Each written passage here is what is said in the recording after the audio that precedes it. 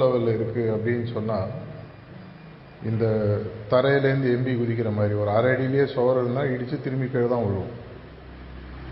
அதே மாதிரி எவல்யூஷன் ரொம்ப லோவாக இருக்கிற ஆன்மாக்கள் பார்த்தீங்கன்னா இம்மீடியட்டாக அடுத்த பெரிய அடுத்த பெரிய அடுத்த பெரிய அடுத்த பெரியன்னு போயிட்டே இருக்கும்.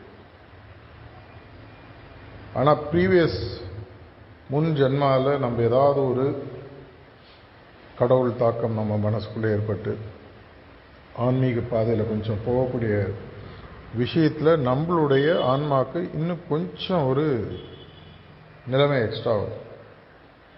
அப்போ ஒரு 100 அடி ஹைட்டில் இருக்கக்கூடிய சோரில் மேலே முன்னாடி 1 அடி, இப்போ ஒரு பலூன் ஒட்டினா மெதுவாக மேலே போயிட்டு இடிச்சுட்டு அப்புறம் திரும்பி கீழே வரணும். அதே மாதிரி ஆன்மாக்களுக்கு அடுத்த பிறவியில் எங்கே பிறக்கணும், எந்த இடத்துல பிறந்தா நம்ம இந்த ஆன்மா எதற்காக அடுத்த பிறவி எடுக்கிறதோ அதனுடைய குறிக்கோளை பூர்த்தி செய்ய முடியுன்றதை தெரிஞ்சு அது எடுக்கக்கூடிய ஒரு தன்மையை அந்த ஆன்மா அடைகிறது.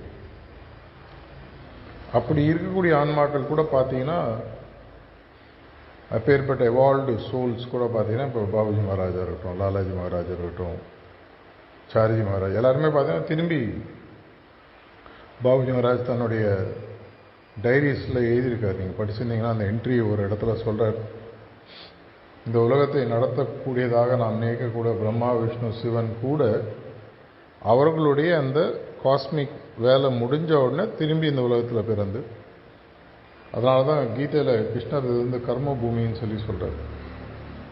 எந்த சக்தி உங்களுக்கு கொடுக்கப்பட்டிருந்தாலும், எந்த சக்தியை நீங்கள் அது உடல் ரீதியாக எங்கே இருக்கும்போது எடுத்தாலும் சரி, இல்லை ஒரு காஸ்மிக் ஃபங்க்ஷனரின்னு சொல்லுவாங்க, அந்த மாதிரி இருந்தாலும் சரி, திரும்பி இங்கே வந்து இங்கேருந்து தான் நம்ம மீண்டும் மேலே போகணுன்றதை பகவத்கீதையிலேயே கிருஷ்ணர் சொல்லியிருக்கார். அப்படி இருக்கும்போது நமக்கு இந்த பிறப்பு எதற்கு எடுத்தோம் என்பது கண்டுபிடிக்கிறதே ஒரு பெரிய விஷயம்.